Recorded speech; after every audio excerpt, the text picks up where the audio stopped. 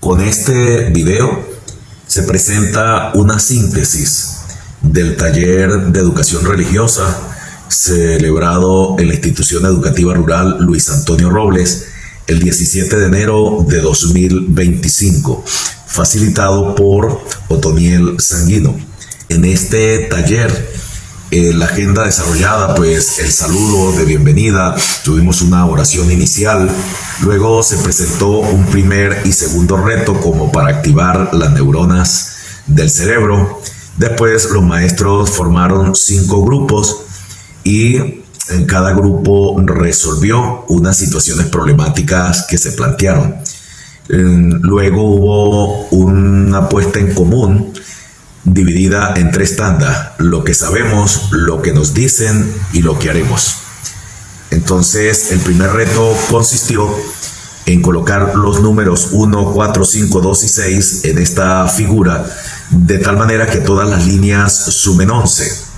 Y una vez dado el tiempo necesario, uno de los maestros acertó, diciendo que en la base colocaba el 6 y el 5, en el centro colocaba el 4 y sobre la parte superior colocaba el 2 y el 1. De esa manera, las líneas señaladas, su suma es 11.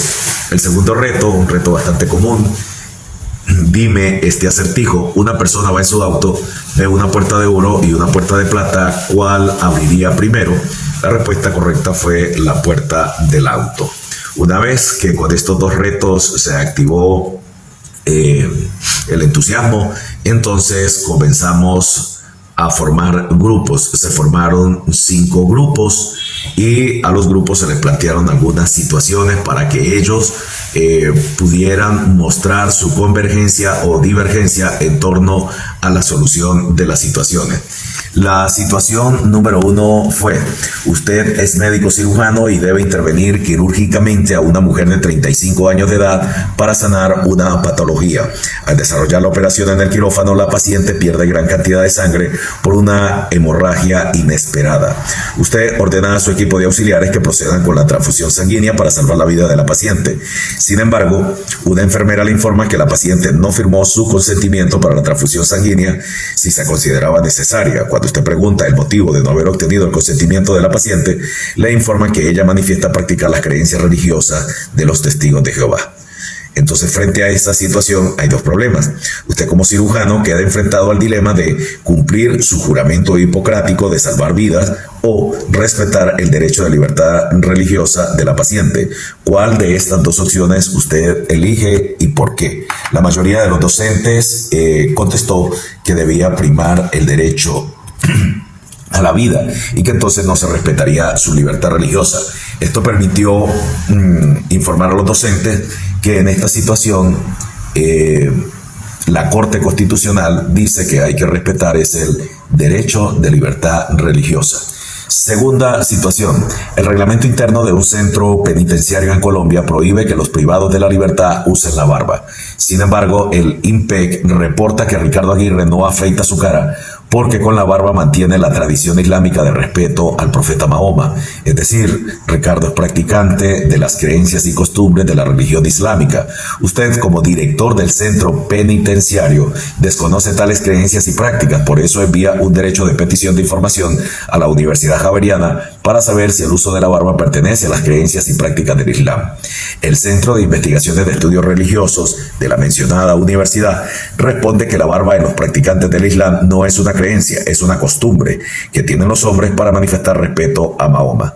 Recibida la respuesta de la universidad, usted, como director del centro penitenciario, debe decidir frente al dilema de dar un trato desigual a Ricardo Aguirre para respetar su derecho fundamental de libertad religiosa o tratarlo igual que los demás reclusos y exigir que afeite su cara sin importar sus creencias o prácticas religiosas.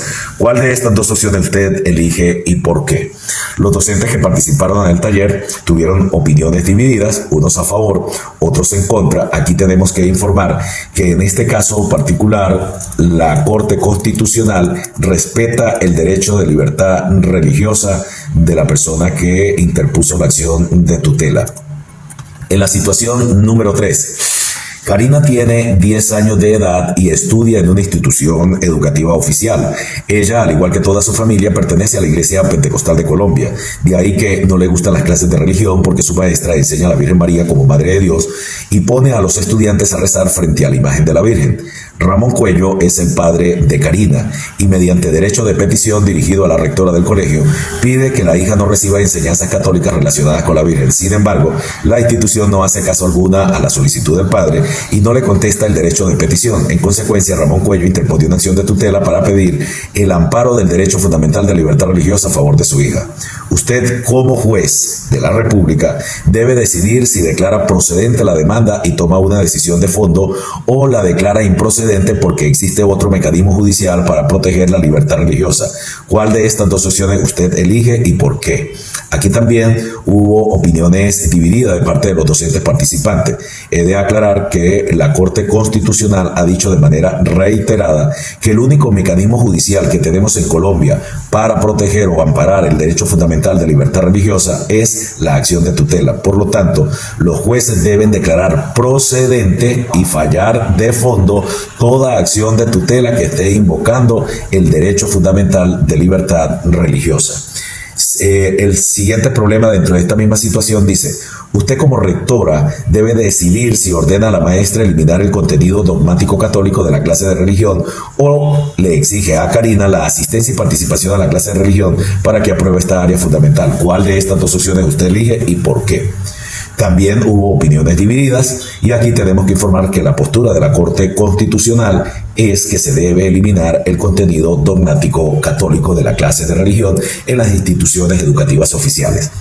Situación 4. Marta y Beatriz son lesbianas que deciden unirse en matrimonio. Ellas acuden al juzgado de familia de su municipio para que el juez declare el vínculo matrimonial. Sin embargo, el juez decide no casarlas porque el matrimonio igualitario es contrario a sus creencias religiosas. Entonces, una de las siguientes opciones es correcta. Opción A. El juez tiene derecho a ejercer su objeción de conciencia y no está obligado a casar personas del mismo sexo. Opción B. El juez debe casarlas porque su actuación es en nombre de la República y no en nombre de su iglesia. Y opción C. Marta y Beatriz pueden recurrir a una ceremonia privada sin Estado ni iglesia. Aquí los profes participantes en el taller dividieron sus opiniones y la respuesta que debería elegirse como correcta a la luz de la Corte Constitucional también es que el juez debe casarlas porque su actuación es en nombre de la República y no en nombre de una iglesia en particular. Quinta y última situación planteada en este taller. La Comisión Nacional de Servicio Civil contrata a la Universidad Libre para realizar el concurso de mérito de ingreso de docentes y directivos docentes. Con el objeto de minimizar costos, esta universidad decide aplicar la prueba presencial en día sábado y no en domingo. La Comisión Nacional de Servicio Civil manifiesta su beneplácito con minimizar los gastos, pues el presidente Gustavo Petro ordenó disminuir 20% el gasto de contrataciones en las entidades públicas. Sin embargo, un maestro adventista del séptimo día interpone una acción de tutela para pedir que se ampare su derecho a libertad religiosa y se cambie la fecha de la prueba. Entonces aquí vienen los problemas 10 y 11. Usted como juez debe decidir por una de las siguientes opciones: a favor de la libertad religiosa del maestro adventista a pesar de los costos para el Estado, o a favor de minimizar los costos del concurso docente pero vulnerando la libertad religiosa del maestro adventista. ¿Cuál sería su elección y por qué? Este caso, así como está la situación, pues realmente no existe en la jurisprudencia, tal como es la situación, es un poco novelesca. Pero lo que está de fondo sí existe abundantemente en la jurisprudencia de la Corte Constitucional, y todos estos casos donde el Estado pone al individuo adventista en una situación de no poder observar religiosamente el sábado han sido fallados a favor de la iglesia o del creyente adventista.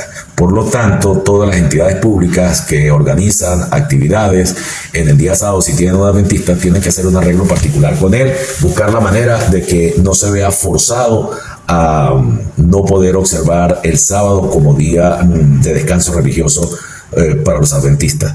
Muy bien, con esas 5 situaciones en el taller se terminó la parte de lo que sabemos. La gente contestó de acuerdo a su parecer, de acuerdo a lo que sabía. Ahora entramos en la segunda parte del taller, que es lo que nos dicen. Esta parte de lo que nos dicen tiene dos fundamentos. En primer lugar, está la sentencia T357 de 2024, la cual ya expuse en otros videos en este canal. Y pues quien quiera saber de ella puede ver el video 1 y el video 2, al menos mal, y los voy numerando, así es más fácil tener la reseña. En ese caso de la sentencia T357 de 2024, la Corte Constitucional ordenó eliminar el contenido dogmático católico de las clases de religión en las instituciones educativas oficiales. Aquí hay que aclarar que es una sentencia T, por lo tanto es de obligatorio cumplimiento para la institución educativa contra que fue accionada, pero se convierte en un precedente judicial. Quiere decir que si en otra institución educativa oficial ocurriera lo mismo y un acudiente coloca una acción de tutela, el juez tendría que fallar en el mismo sentido que falló la sentencia T357 de 2024. Por eso, aunque no sea de obligatorio cumplimiento técnicamente hablando, sí constituye un precedente judicial que debemos tener en cuenta. Además de eso, la sentencia también advierte al directivo, a la rectora en aquel caso, le dice que si no hace caso de esta orden de prohibir o de eliminar el contenido católico, va a abrirse un proceso disciplinario. Eso es importante que lo tengamos en cuenta. Los directivos deben estar precavidos que según la Corte Constitucional, la enseñanza de contenido dogmático religioso va a conducir a un proceso disciplinario. Ahora bien, ese es un documento, el de la Corte Constitucional. Está este otro documento que es la Circular 21, que si bien la sentencia de la Corte nos dice qué no enseñar, entonces la Circular 21 nos dice qué enseñar. Esta Circular 21 fue emitida por el Viceministerio de Educación Preescolar Básica y Media el 14 de junio de 2023.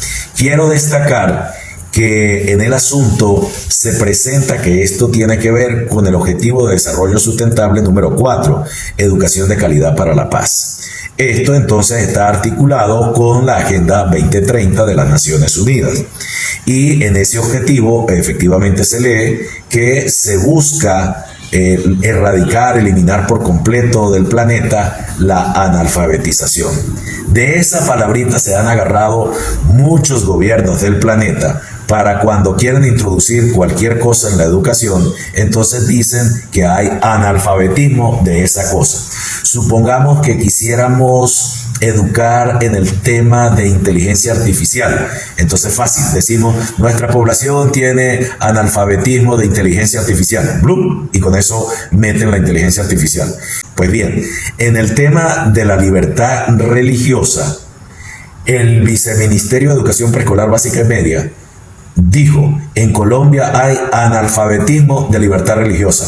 No hizo estudio técnico, no hay un estudio universitario, no hay una encuesta, no hay nada. Simplemente al viceministerio se le antojó decir, hay analfabetismo de libertad religiosa, entonces como tenemos que quitar el analfabetismo, pues eso articula con el Objetivo de Desarrollo Sustentable número 4 y listo, vamos a decirle a la gente que esto es lo que tiene que enseñar. Y así fue como decidieron colocarnos el tema de la libertad religiosa para la clase de educación religiosa. De hecho, hay un párrafo, aquí está resaltado, dentro de la Circular 21 que dice, en tal sentido, ¿cuál sentido? El de cumplir el Objetivo de Desarrollo Sustentable número 4.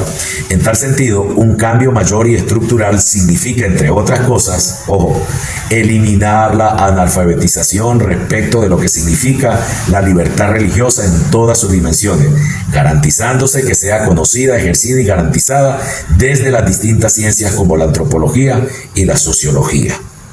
Yo tengo que comentar también que como esto es una circular, que no se le olvide al ministerio que una circular no debería ser usada para tomar decisiones. Una circular básicamente debe hacerse para recordar el marco normativo que los empleados, funcionarios, todo el personal que está al servicio de la institución debe tener en cuenta. Bueno, ese marco normativo es recordado en esta circular 21. Cuando una circular va más allá de recordarle a los que trabajan allí, de recordarle las normas, entonces ya está tomando una decisión. Y si toma una decisión, dice el Consejo de Estado que si esa decisión resultara contraria a la ley, se puede pedir la nulidad de la circular. Pero así como digo lo uno, también digo lo otro. Lo otro es que esta circular presenta 12 temas para enseñar en educación religiosa. Y cuando los presenta, dice que no es una decisión, dice de ahí que se sugiera la enseñanza. Entonces, si uno demandara la nulidad de esta circular, seguramente el ministerio la va a defender diciendo es que yo no di una orden, yo lo que hice fue una sugerencia. Sí, el ministerio hizo una sugerencia, pero un año después la Corte Constitucional agarró esa sugerencia y la convirtió en una obligación para una escuela en particular, y lo que dejó como un precedente judicial para el resto del país. Entonces aquí es donde los maestros de educación religiosa tenemos que entender la jugada desde el punto de vista jurídico. El ministerio dijo que era una sugerencia, pero la Corte Constitucional la convirtió en una obligación. Bien, ¿qué fue lo que el ministerio sugirió? Sugirió 12 temas. Y ustedes saben que desde preescolar hasta grado 11, pues tenemos 12 años, 12 grados de formación académica para nuestros niños, adolescentes y jóvenes. Entonces, en ese sentido, creó 12 temas de enseñanza. Dio la autonomía de que cada institución verá en qué grado coloca cada uno de los temas. En fin, entonces, primer tema, origen y fundamentos de la libertad religiosa, marco legal internacional y nacional.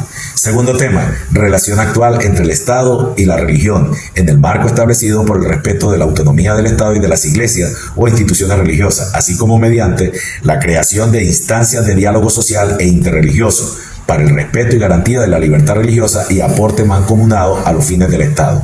Número 3, sector religioso, qué es, quiénes lo conforman y cómo le aportan a la sociedad y a la comunidad educativa. Número 4, organizaciones basadas en la fe y sus diversas expresiones. Número 5, instancias de participación ciudadana del sector religioso, comités de libertad religiosa departamentales, municipales, distritales y locales, y diálogo social multitemático e interreligioso para la paz, entre otros. Número 6, valores que aporta la religión y el sector religioso a la comunidad. Número 7, pluralismo religioso. Número 8, hecho religioso, en qué consiste y cuáles son sus efectos sobre la persona y la sociedad. Número 9, política pública integral de libertad religiosa, avances y retos. Número 10, sobre las conductas delictivas contra la libertad religiosa. Número 11, jóvenes y sector religioso, formas y modalidades de participación de los jóvenes en la defensa y promoción de la libertad religiosa. Y número 12, ahorro al gasto público que realiza el sector religioso, así como contribución al logro de los objetivos de desarrollo sostenible de la labor social y vocacional de las organizaciones basadas en la fe religiosa. Nótese que cuando el ministerio habla de estos 12 temas, dice que básicamente se puede garantizar la enseñanza de estos temas desde la antropología y la sociología. Es decir, todos los otros títulos profesionales que dice la resolución del manual de funciones han quedado obsoletos. Entonces, un licenciado en teología, un licenciado en educación religiosa, un teólogo, un licenciado en filosofía que no ha recibido en su formación unidades de crédito directamente relacionadas con la libertad religiosa, queda ahora básicamente obsoleto y tendrían mejores posibilidades de enseñar educación religiosa un abogado, un politólogo, un sociólogo, por decir uno de los problemas que comienza a emerger con estas nuevas decisiones. Ahora bien, hay otro problema. Y es que solamente nos dieron 12 temas, 12 aspectos que se pueden enseñar de libertad religiosa. Y no tenemos lineamientos curriculares, no tenemos estándares de aprendizaje, no tenemos derechos básicos de aprendizaje y no tenemos indicadores de logro.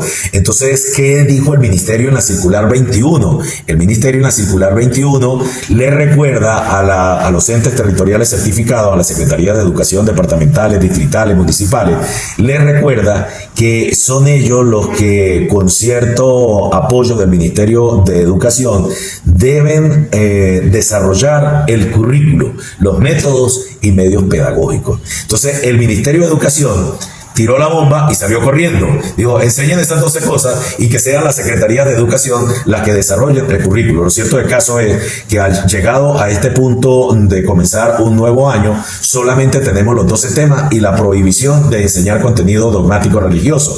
No tenemos los documentos que tienen otras áreas y ahí estamos complicados para cambiar el plan de área. Esto que ha hecho el Ministerio de Educación no es nuevo.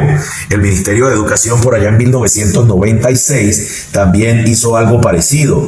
Cuando se hablaba de los indicadores de logros para la educación religiosa, el Ministerio de Educación de aquel tiempo dijo que los indicadores de logros desde el área de educación religiosa serán formulados por las instituciones educativas como parte de los indicadores de logros específicos, de acuerdo con lo dispuesto en la ley, en la presente resolución y teniendo en cuenta los principios y fundamentos que orientan el proyecto educativo institucional, las creencias o convicciones religiosas que profese la comunidad, y hay que tomar en cuenta las autoridades religiosas competentes. Entonces, esta resolución se ha convertido ahora en letra muerta, porque no tiene sentido que yo le pregunte a mi comunidad cuáles son sus convicciones o creencias religiosas. Total, la Corte Constitucional me dice que queda prohibido incluirla dentro del plan de área. Tampoco tiene sentido que yo vaya y le pregunte a las autoridades religiosas competentes qué me van a decir de indicadores de logro. Pues lo que me van a dar nuevamente es contenido dogmático religioso, de tal suerte que el ministerio, por segunda vez en la historia, en el tema de religión, prende la llama y luego se aleja y deja que sean los demás los que tengan que ver con eso. Pues bien, entonces, dicho esto, llegamos a la tercera y última parte del taller, lo que haremos. Y sí, haremos con H o haremos sin H, porque lo que haremos con H es con lo poco que tenemos vamos a hacer, y con lo que no tenemos pues nos va a tocar como hacer el arado para empezar a sembrar.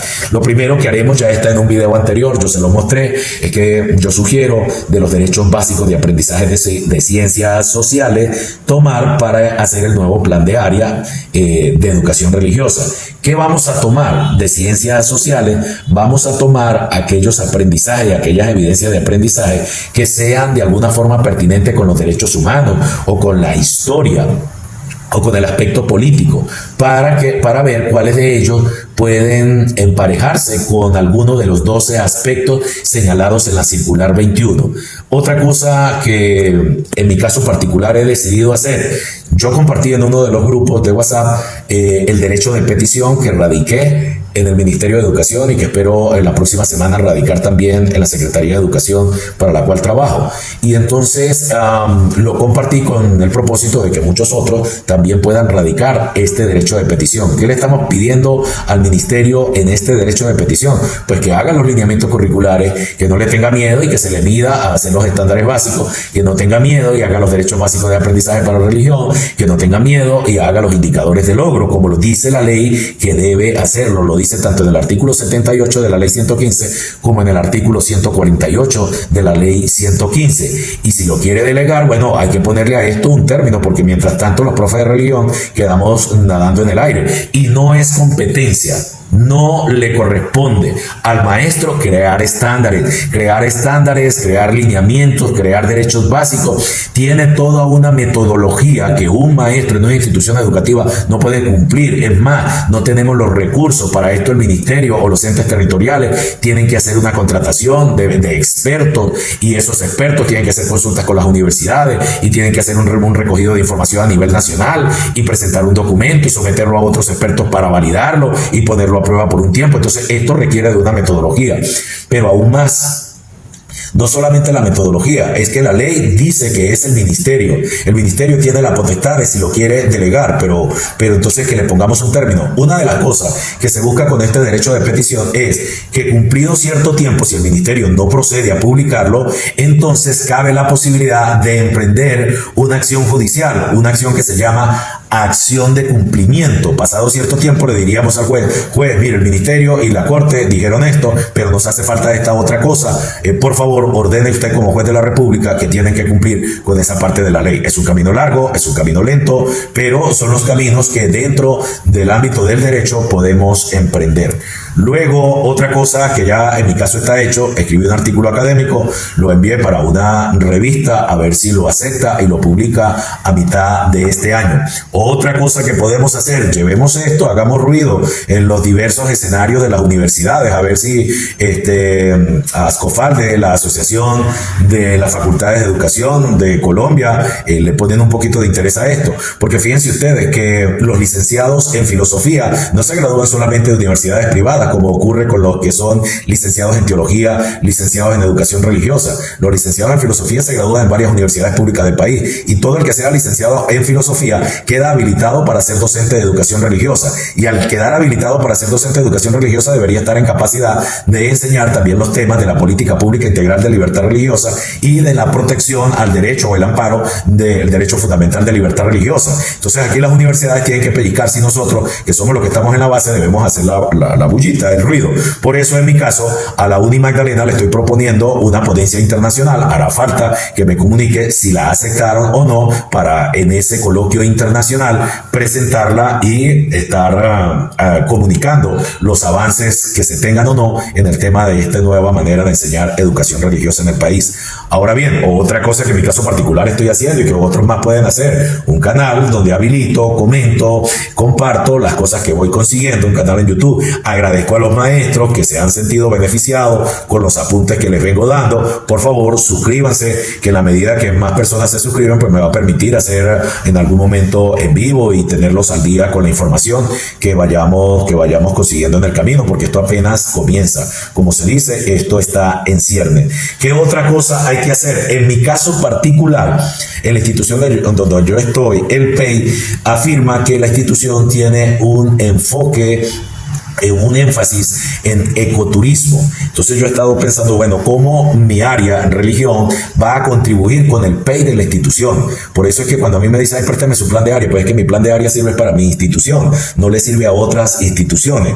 Y en cuanto a mallas y todo eso, aquí en los videos yo les he dejado lo que bien he podido aportar. Entonces vuelvo al tema de la institución donde yo estoy. Como el PEI tiene un énfasis en ecoturismo, y yo sé que en el mundo el turismo religioso hay lugares donde tiene un peso importante, yo estoy comenzando a pensar para mi institución cómo voy a promover la combinación de religión con el turismo para que ayude eso a la formación en competencias que tenga que ver con ese nivel técnico o medio de los estudiantes que tengo a mi cargo. Bien, entonces el grupo que recibió este taller fueron aproximadamente unos 40 docentes. Como les digo, hubo opiniones divididas. En algunos casos se confirmó que somos analfabetas frente a este tema de la libertad religiosa, y en otros casos pues se ve que hay personas que tienen muy buen nivel de información relacionado con este tema. Un último mensaje para hacer el cierre en este video. Hay maestros que piensan que este tema no les interesa, pero el día que para completar su carga horaria les asignen religión, van a pegar el brinco y van a correr, porque deben adaptarse, deben acatar este asunto. No puede usted, si es por ejemplo profesor de sociales o profesor de economía o profesor de matemática y le dieron 2 horas, 2 grupos de religión para completar la carga horaria, usted no puede salir a enseñar contenido dogmático religioso. La Corte Constitucional ya dijo que no. Entonces usted debe también apropiarse de esto que estamos desarrollando y adaptarse, porque son las normas de nuestra educación y de la institucionalidad colombiana. Gracias por atender a este video, y ya saben, suscríbanse, sus comentarios también son bienvenidos.